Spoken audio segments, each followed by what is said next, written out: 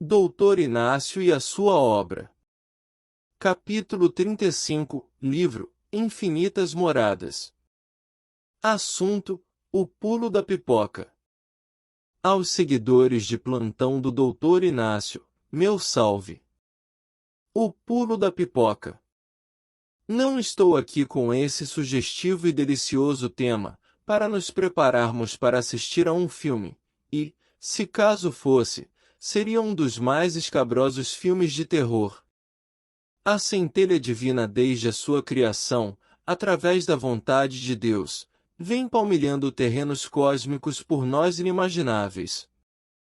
Quantos lugares já visitamos para que hoje estarmos em um planeta onde a dor e o sofrimento graçam seus habitantes? E, pelo visto, boa coisa não fizemos em outras experiências corpóreas ao ponto do Criador lançar em nosso íntimo o véu da inconsciência. Mas, mesmo estando nesse processo de reforma interior, ainda nos chegam flashes do passado que, incapacitados de uma melhor observância, vêm interferindo, e muito, no nosso presente.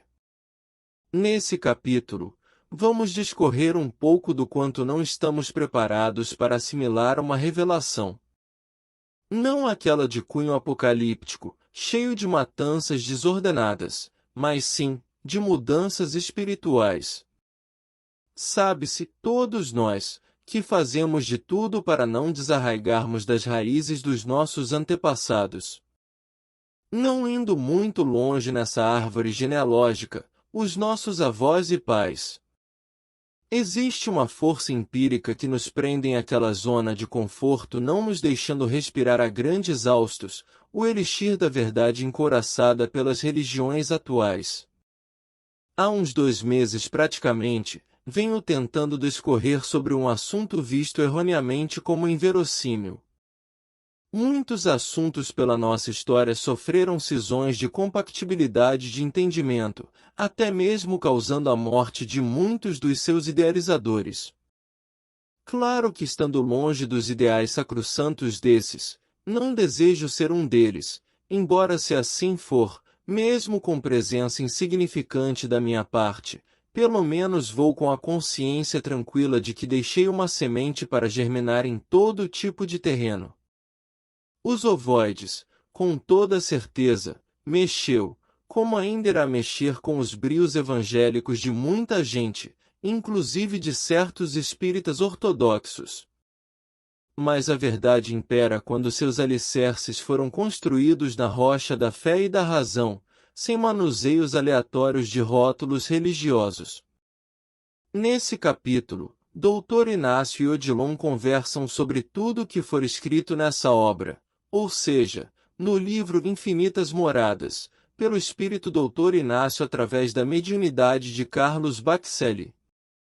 Vejamos algumas citações. Todo assunto novo carece de uma nova terminologia e de uma gama maior de informações.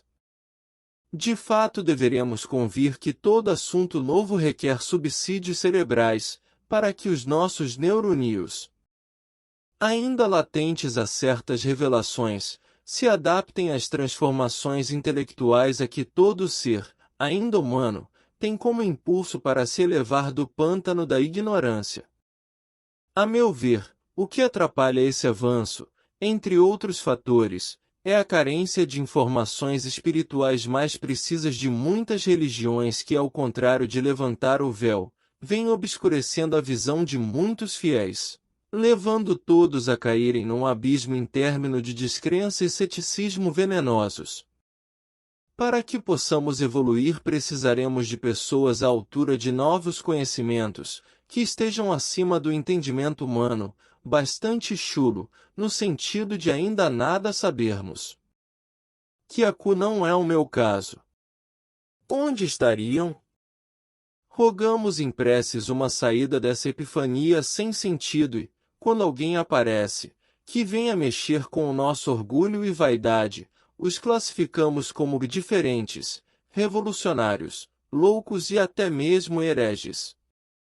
Difícil dar o remédio a quem não deseja se curar, impossível mostrar o caminho se ainda não tem olhos de ver. E assim sendo, deveremos deixá-los à própria sorte só porque a mentalidade de muitos não consegue se adequar às transformações indispensáveis ao progresso humano? Não. Como disse, deveremos jogar a semente da imparcialidade para que ela, no momento próprio, possa germinar desde que já tenha recebido no terreno do coração a água da reflexão, do entendimento, da compreensão. Isso também é caridade. Trabalho difícil bem eu sei a relembrar do que passaram o Cristo, Buda, Madre Teresa, Gandhi, Irmã Dulce, Francisco de Assis, Allan Kardec, Chico Xavier, Eurípides Barçanufo e muitos outros arautos da verdade que deixaram para nós o caminho mais iluminado por onde poderemos caminhar sem muitos tropeços e tantas outras quedas, no sentido de cruzarmos, com mais seguridade, a porta estreita da evolução. E Odilon fortalece esse meu raciocínio. O fenômeno que provoca mudanças é o que nos induz a refletir e o que se situa para além dos sentidos. Lembra-se do título desse comentário? O pulo da pipoca? Pois bem, somos ainda uma rocha a ser burilada pelo cinzel da razão e da fé. Porém, dentro do vasilhame do mundo em que vivemos hoje, envolvidos com o óleo da diversidade, qual a Torre de Babel, muitos poucos transformam em pipocas crocantes, enquanto outras mãos se vingam e outras tantas viram piruá, ou seja, não se transformam e quando sim, ficam defeituosas sendo, em seguida, descartadas numa lata de lixo. Quem seria nós diante desse exemplo? E para uma melhor reflexão, deixo as palavras de Odilon.